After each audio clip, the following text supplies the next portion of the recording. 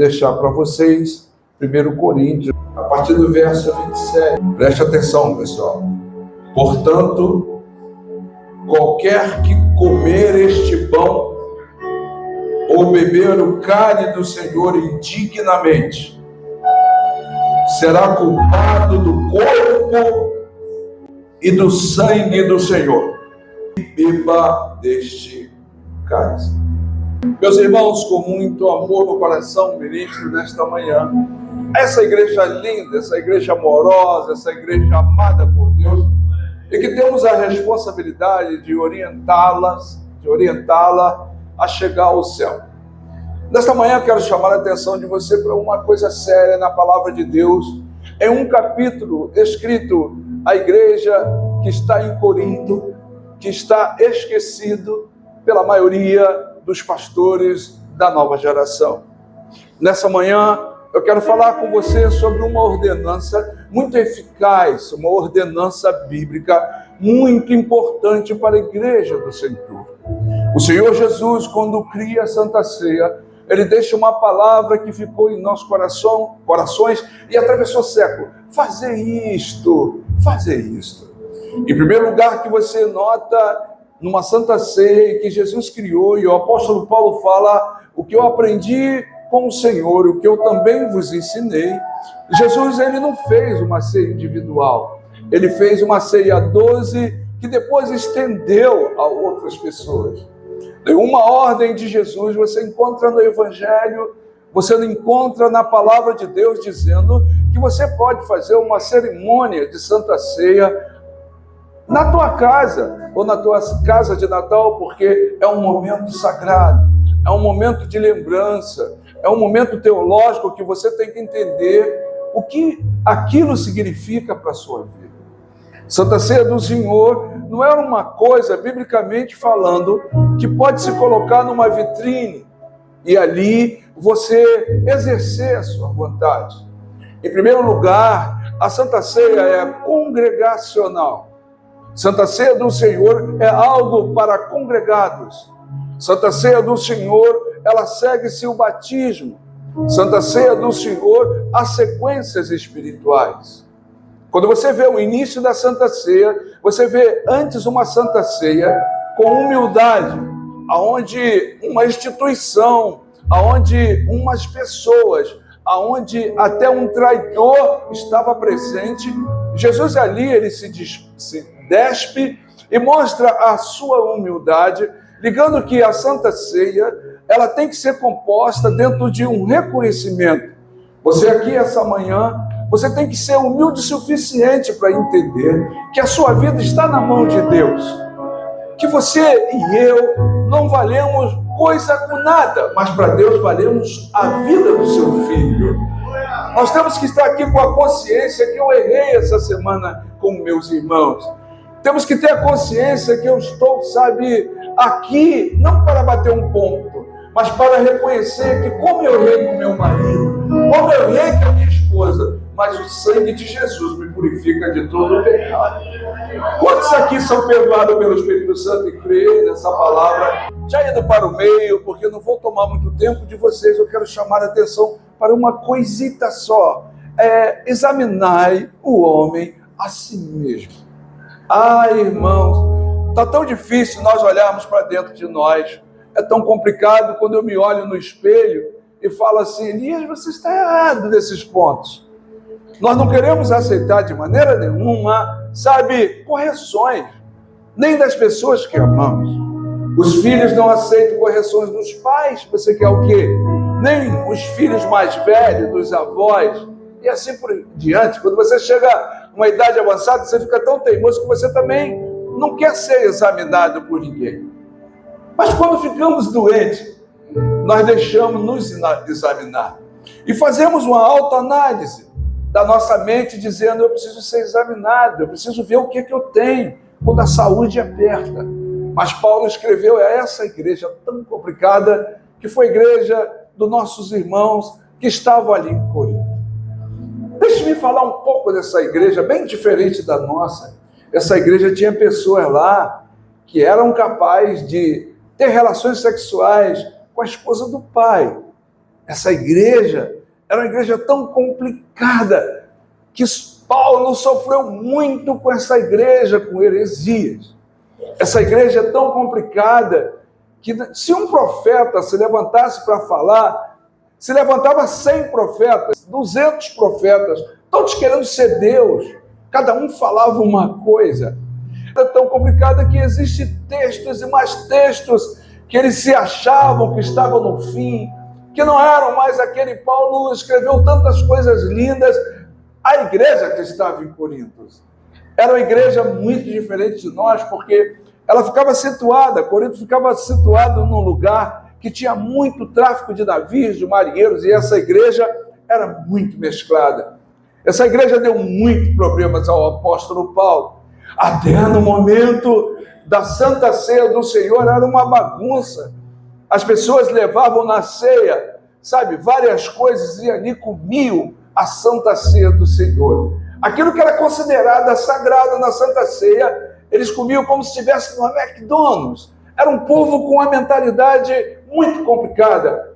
Mas Paulo cresce nesse capítulo dizendo: examinai o homem a si mesmo. E depois você toca nesse pão. Depois você toca nesse cálice. Eu sei que se eu for me examinar, irmãos, nessa manhã eu vou falar: eu não me acho digno de tocar nesse cálice do Senhor.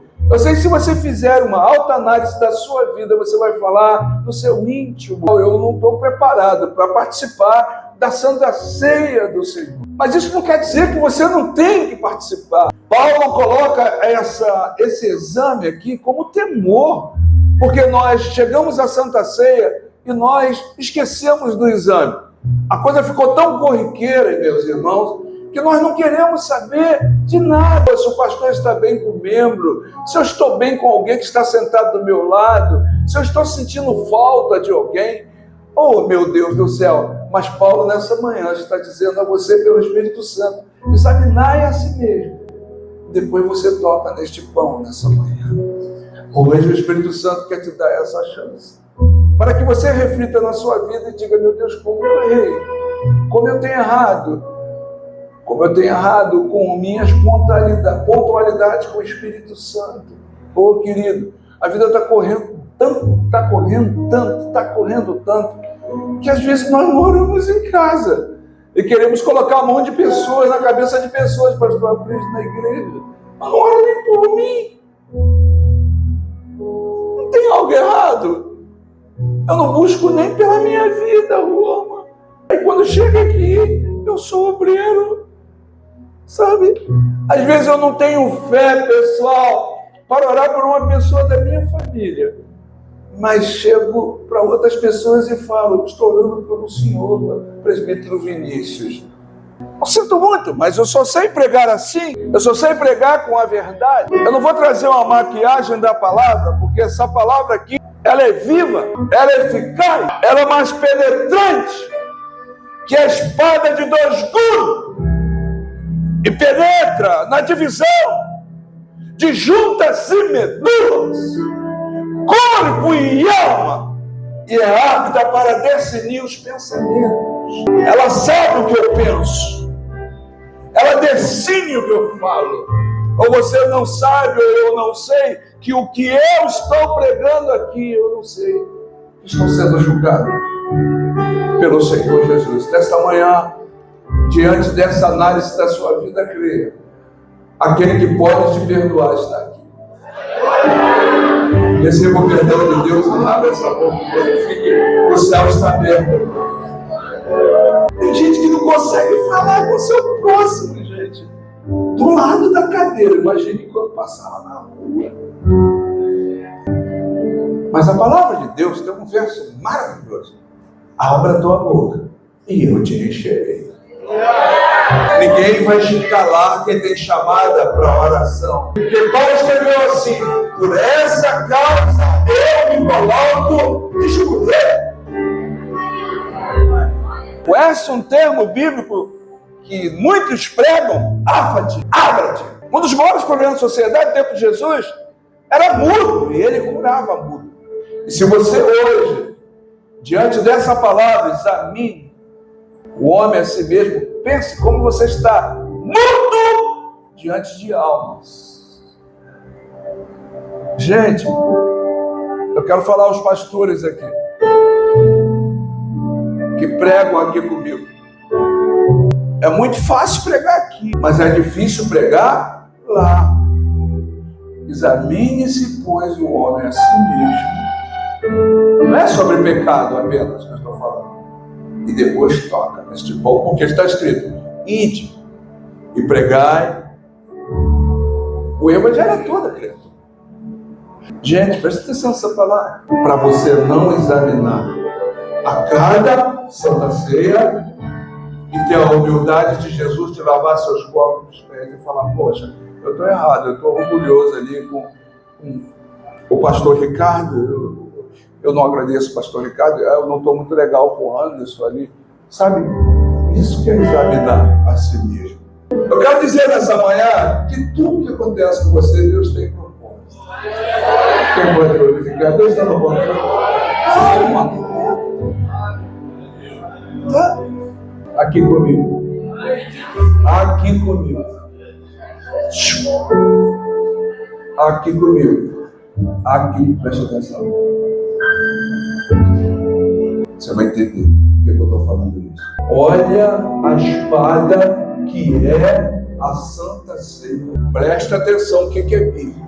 Examinai o homem a si mesmo e depois toca nesse pão, toca nesse cálice. Lavai a revelação. Não julgueis para que não sejais.